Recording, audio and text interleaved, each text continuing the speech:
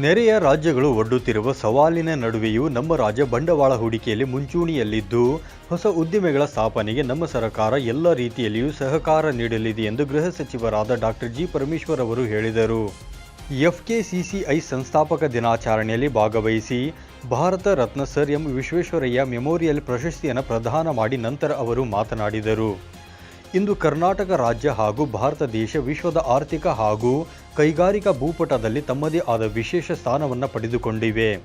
ತೃತೀಯ ಹಂತದ ದೇಶಗಳಲ್ಲಿ ಗುರುತಿಸಲ್ಪಡುತ್ತಿದ್ದ ಭಾರತ ದೇಶ ಇಂದು ವಿಶ್ವದಲ್ಲಿ ವೇಗವಾಗಿ ಬೆಳೆಯುತ್ತಿರುವ ಮೂರನೆಯ ಆರ್ಥಿಕತೆಯಾಗಿ ಬೆಳೆದು ನಿಂತಿದೆ. ನಮ್ಮ ದೇಶದಲ್ಲಿ ಸಿಗುವಂತಹ ಉತ್ತಮ ಕೌಶಲ್ಯ ಹೊಂದಿರುವ ಮಾನವ ಸಂಪನ್ಮೂಲ ಬೇರೆ ಯಾವುದೇ ದೇಶದಲ್ಲಿಯೂ ದೊರೆಯುವುದಿಲ್ಲ. ಅದರಲ್ಲೂ ಕರ್ನಾಟಕ ರಾಜ್ಯ ಕೈಗಾರಿಕೆಗಳ ಅಭಿವೃದ್ಧಿಗೆ ನೀಡುತ್ತಿರುವ ಕೊಡುಗೆ ಅಪಾರವೆಂದು ಅವರು ಈ ವೇಳೆ ತಿಳಿಸಿದರು.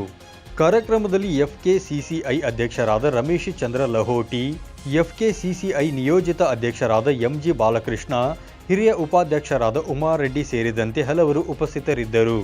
Babu Khan, 9 live news, Bengaluru.